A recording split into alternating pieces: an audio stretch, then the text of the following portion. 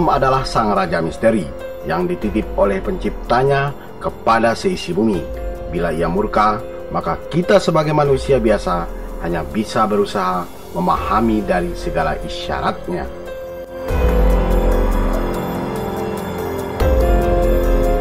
Adil Kak Talino, Bacuramin Kak Saruga, Basengat Kak Jubata. Selamat berjumpa di channel yang sama.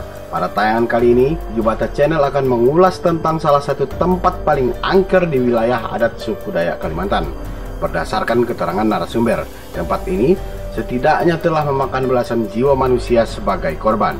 Memang tidak dapat dibuktikan secara nyata, namun tempat ini sudah melegenda dan diceritakan turun-temurun di wilayahnya. Di akhir video, tempat dan alamat lengkapnya akan disampaikan. Nah, bagaimana tayangannya? Kita langsung saja dan selamat menyaksikan.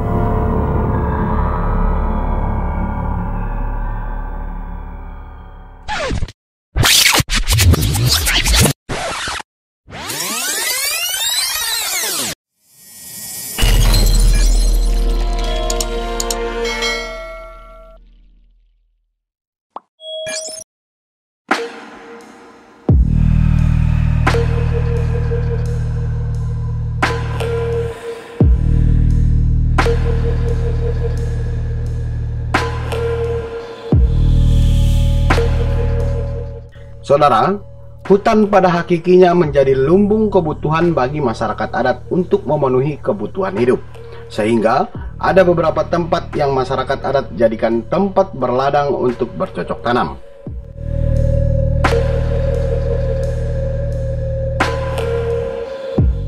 Di salah satu wilayah adat di Kalimantan Barat, terdapat salah satu tempat paling angker dan menyeramkan. Di tempat tersebut berdiri kokoh memanjang sebuah batu berukuran besar. Batu menghadap ke timur dengan bentuk horizontal. Tinggi batu kurang lebih 25 hingga 30 meter, sedangkan lebarnya kira-kira 40 hingga 50 meter. Batu tertutup tanah, sehingga hanya bagian yang tampak yang dapat diperkirakan. Batu tersebut oleh masyarakat setempat dinamai Batu Garah. Oleh masyarakat setempat, garah artinya tempat menyeramkan yang dipenuhi bebatuan berukuran besar.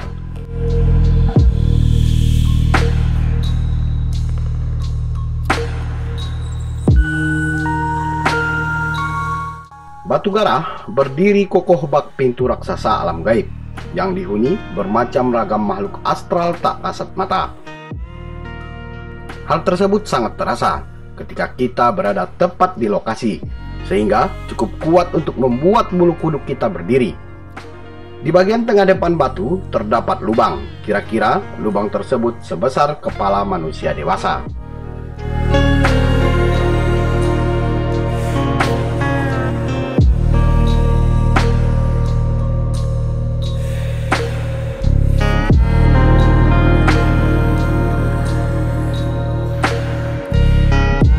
Batu ditutupi rimbun pepohonan. Pohon yang paling banyak ditemukan adalah pohon anau. Akar-akar pepohonan menjuntai ke bawah, menambah aura magis yang merasuk masuk pada setiap persendian. Penelusuran pun dilanjutkan.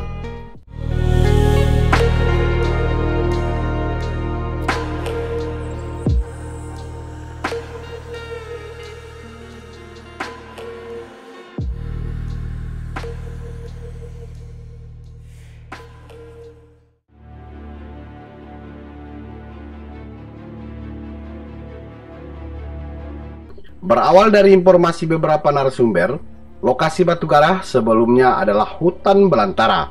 Hutan belantara biasa diistilahkan udas oleh masyarakat adat.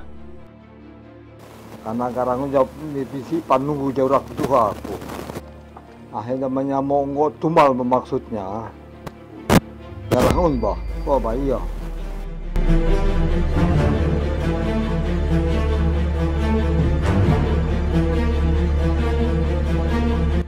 Singkat cerita, pada masa itu moyang mereka membuka wilayah tersebut untuk keperluan berladang dan mulai menimbulkan kejadian yang tak wajar. Tempat tersebut telah banyak menelan korban jiwa. Korban memang meninggal dalam keadaan sakit parah. dan meninggal adalah kodrat manusia yang tak dapat dielakkan. Yang menjadi aneh ketika hal tersebut dengan keterkaitan dan berulang dengan kejadian yang serupa. Sampailah pada generasi selanjutnya, Bapak Bahanem. Ia adalah salah satu keturunan pewaris lokasi Batu Garah. Beliau pun bersedia menjadi narasumber, sehingga dapat diangkat menjadi sebuah tayangan.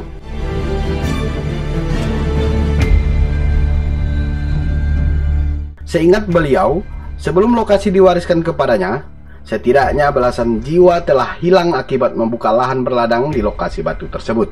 Bahkan, beberapa saudara kandung ayah beliau ikut menjadi korban Batu Garah.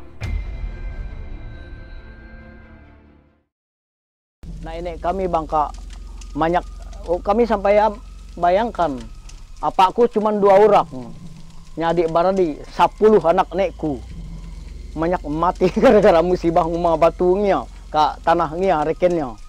Makanya baik menjamah ia, ketika pakku ngumah lagi, 2 adikku nang korban. Korban sebagian besar menderita penyakit aneh, badan kepanasan dan kulit melepuh bak terpanggang api. Padahal, hampir semua peladang memberi jarak pada batu berkisar antara 50 meter dari ladang mereka. Kematian ada yang dialami langsung oleh si peladang, namun kebanyakan dialami oleh anak-anak mereka. Korban pun bukan hanya sekali 2, namun berulang-ulang. Bagi siapa saja yang membuka lahan pada lokasi tersebut, pasti mendapatkan petaka. Dan tentu saja tidak dapat dikatakan kebetulan.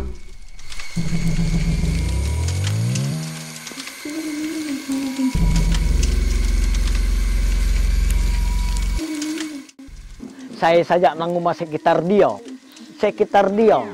Bayangkan pas bukan sama-sama sangai puluh meter batu ko masih bahaya. Nape agi nupai ngaun, da batas rinyuak ngaun yang ngumaya.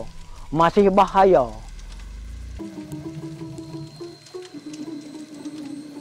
Di sebelah kiri atas batu berjejer tanaman rinyuak.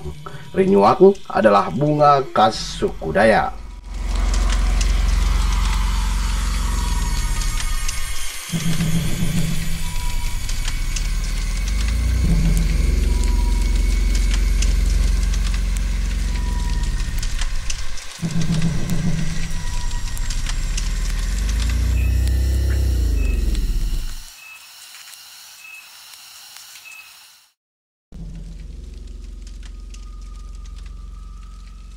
Dari keterangan warga dan seorang petapa, di Batu Garah yang paling mendominasi adalah hantu buta. Hantu buta tersebut sering sekali menampakkan eksistensinya, baik dalam bentuk bunyi maupun dalam wujud astral.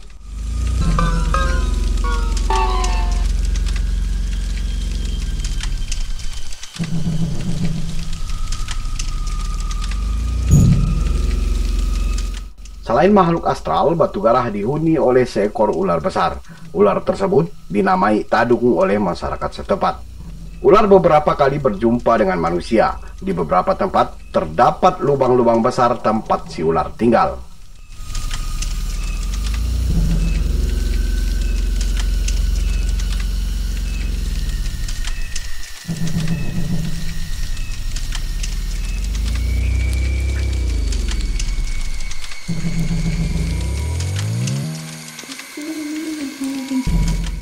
Setelah menyampaikan kisah atau kejadian di masa sebelum dirinya, Pak Bahanem selanjutnya menceritakan kejadian-kejadian yang tak lazim yang ia alami sendiri.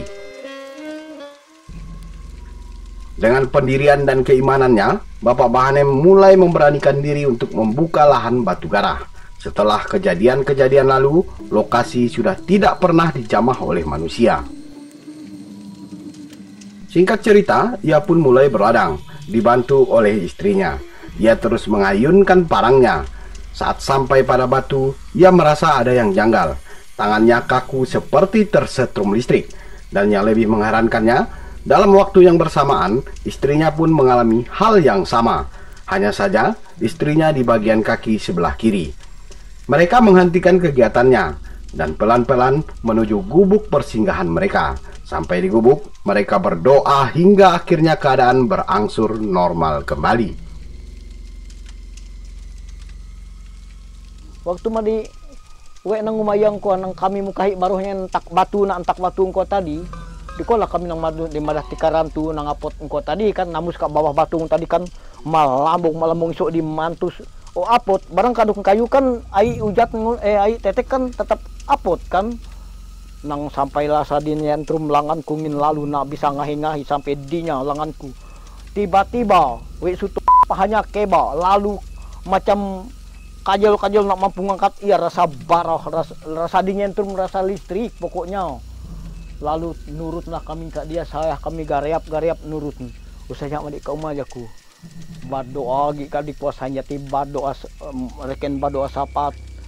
Kuasa iblis, kuasa setan hancur dalam nama Yesus. Bukan main-main doa engkau. Oh dia engkau dah keyakinan di kau kan anak nanggung. Lama-lama berangsur sampai kami ingin makat mbah payah. Aku ingin sanyetira sadingin tuh langanku nak mampu megak ngahinang nak langan kungin. Tinggal balangan kebak pe aku megak nisokku. Nurut engkak kalak. Keheran-heranan kami. Ketika udah berdoa engkau baru sebentar-bentar siap nyaman. Lalu kami mungkin akulah berbicara. Kalau nang mendetil lagi kalau esut berbicara engkau. Misak kenyataan ko bah. Lalu makan kami udah makan ko berdoa lagi. Baru kami turut lagi kak dia tak baru hutang sabelaknya. Kami ngumagi dah aman masaja. Malam harinya, sesuatu mendatanginya dalam mimpi. Penunggu batu marah besar karena tempat mereka diganggu. Badannya kaku disertai jeritan, sehingga saat itu seisi rumah sedikit gaduh. Setelah dipijit, ia pun berangsur sadar dan normal kembali. Kejadian ini dalam istilah Dayak Bangahe disebut kadadapat.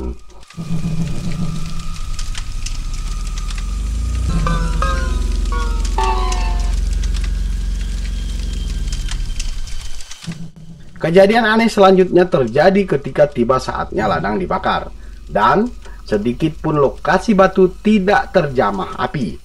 Seperti ada yang menjaganya. Bapak Bahanem kembali keheran-heranan, namun ia masih bertekad untuk membakarnya. Jadi movie ai. Padahal dulu ya dari baru tiba-tiba nyakit ke bukit api. Pada herannya aku. Dinyocol. Beberapa hari setelah kejadian itu, ia pun kembali mendatangi batu. Sebelum membakar, ia berdoa terlebih dahulu. Dan akhirnya, lokasi itu terbakar hangus. Setelah itu, ia menghampiri batu dan tanpa disengaja, ia mendapat benda aneh sebesar betis orang dewasa. Benda itu adalah sebuah boneka berbentuk manusia dengan kulit yang hangus terbakar. Karena takut, ia pun melempar benda tersebut. Nanamu boneka engkau pas ke atas batu ngun tadi, pas ke atas batu ngaun, nang herannya bak kulit macam kulitnya macam manusia, engkak persis macam manusia. Kulitnya? Ngekak lecet bak kulitnya bakul engkau, naku nang gali engkau, nang gali engkau ngane iyang ko, nang ya gali-gali lah leak ko. Di padah binatang bukan binatang segala kara nanak baikku. Keanehan belum berakhir. Di sekitaran batu, satu pun sayuran yang ditanam Pak Bahanem tidak tumbuh sama sekali. Bahkan benihnya pun masih utuh saat didongkel dengan tangan. Padahal selain di dekat batu, tanaman tumbuh dengan sangat subur.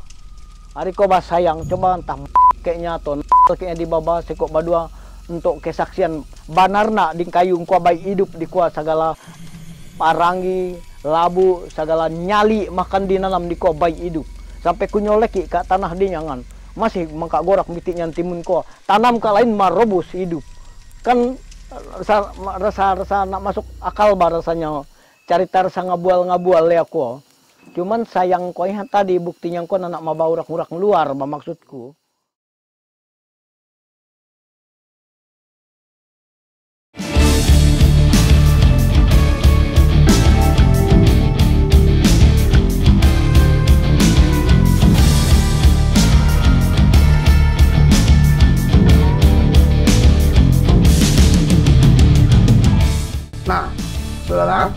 Hingga video ini dirilis, Bapak Bahanem masih dalam keadaan sehat dan lokasi berada di wilayah Dusun Panji, Desa Bagak, Kecamatan Menyuki, Kabupaten Landak, Kalimantan Barat, Indonesia.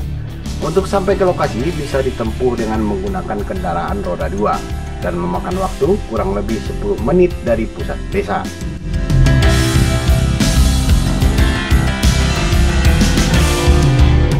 Dipersilahkan bagi siapa saja yang ingin sekedar melihat atau berkunjung, bahkan jika ada yang ingin bereksperimen tentang hal gaib. Namun, warga dan pemilik lahan tidak bertanggung jawab atas segala sesuatu hal yang tidak diinginkan, baik secara fisik maupun non-fisik. Nah, saudara, sampai di sini dulu perjumpaan kita kali ini. Jangan lupa bagi yang baru bergabung untuk memberikan dukungan dengan menekan tombol subscribe. Akhir kata, Adil Kak Talino, Bacuramin Kasaruga, Basengat Kak Cupata. Salam budaya.